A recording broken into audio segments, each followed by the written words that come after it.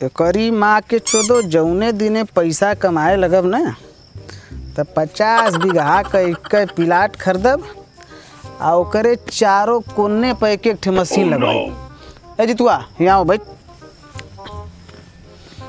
तो से बताओ थी जौने दिन पैसा कमाए लगब न तो करी माँ के चोदो 50 बीघा का एक प्लाट खरीदब आ ओके चारों ओर कटैलवा तार से घेरवाई।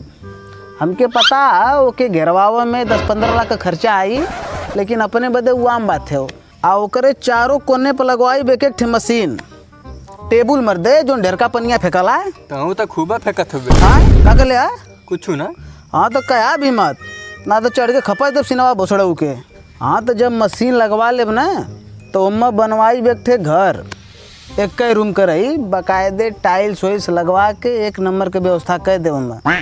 आ उम्मा लगवाई वो वाली मशीन जो ठंडका हुआ दिले का कूलर सीढ़ी के गरीब आदमी एसी बोला जाता है उसे। अरे यार तनी हमरो बतिया सुनबा। बात मत दे का तोर बतिया हम सुनी 2-4 लाख तो ले लिए छनिए फुकिए मजा लिए अपने जिंदगी का। आ इतना पना न मानब हम दे मत वहाँ तू का समझला हमके। ओकरे बाद ले हम एक ठे सेकेंड हैंड साइकिल ना फार्चूनर वो एक ठे ना 4 ठे। अरे यार तनी हमरो बतिया सुनबा। दे मर्दे हम तोर का बतिया सुनी। चल तो रहूँ बदे एक ठे 4 व्हीलर खरीदे बाम तू अल्टो ले लिए सुनीलवा वाली 3500 में बेचा कहत रहा। मर्दे चल के दाम दोगानी लगावल न जाई 3500 बोलत न रहा 2000-2500 में दे दे। आ नहीं तो मदवा गड़िया में है का फर्स्ट क्लास का मदवा 35 रुपया का तेल डलुई बा गाजीपुर चल जीबा चली बा। अरे मर्दे हमारे बतिया सुनबा। तत मर्दे कब का बतिया कर ले हुए। अच्छा चल हम तोरे बदे बनारस में ज़मीन खरीद दे फर्स्ट क्लास का है भी मकान बनवा दे तोरे बदे एक नंबर के व्यवस्था रही रहे वहाँ तू किराया पर दे के पैसा भी कमेबे तू। कौन जगह जमीन की नहीं मतलब पहाड़िया हम खरीदे तोरे बदे 4 बिस्सा जमीन 200 करोड़ के मिली महंग सिटी है वो। अरे मर्दे हमारे बतिया सुनबा कब बस गिगड़ा थई तात मर्द नहीं तो बतिया कर बतिया के दम गाड़ी मार देले। अच्छा बोल कौन बात है तोर बोल।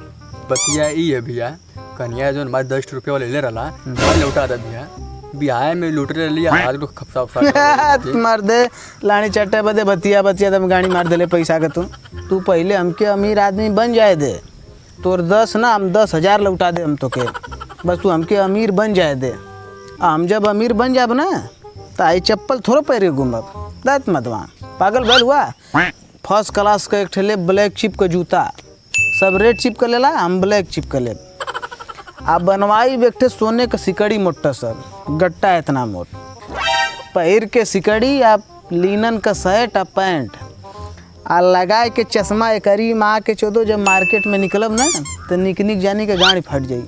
पर एक मिनट हम पढ़ले ही 8 तक हम कहीं भी कमाए जाब तो हमके मिली 200 वो गर्रा माटी करब तब आ 1 महीना का भयल 6,000 अब 5,000 हम खर्चे कर देब हमके पता। अब बचल 1,000 तो 1,000 में काम झांटू खड़ा तुम्हारे पैसा दे चलो भैया माफ करा हम तोर पैसा बाद में लौटा दे भैया हमसे गलती हो गई गणित वाली किताब कसम खा के दे भैया हम तोर पैसा बाद में लौटा दे। आज से बाद भौकाल ना मारे भैया हम तोर पैसा लौटा दे। अन्ना नो मन के वही अन्ना राधा कौन चाहिए काहे ना राधा कौन चाहिए तलान चढ़ बदे जरी है राधा जरूर कौन चाहिए हम तोर पैसा लौटा दे भैया माफ कर दाम के बाद में तोर पैसा लौटा दे हम दे बे किना दे ये थोड़ा टूटल हो भैया हाई वाला देखे मारा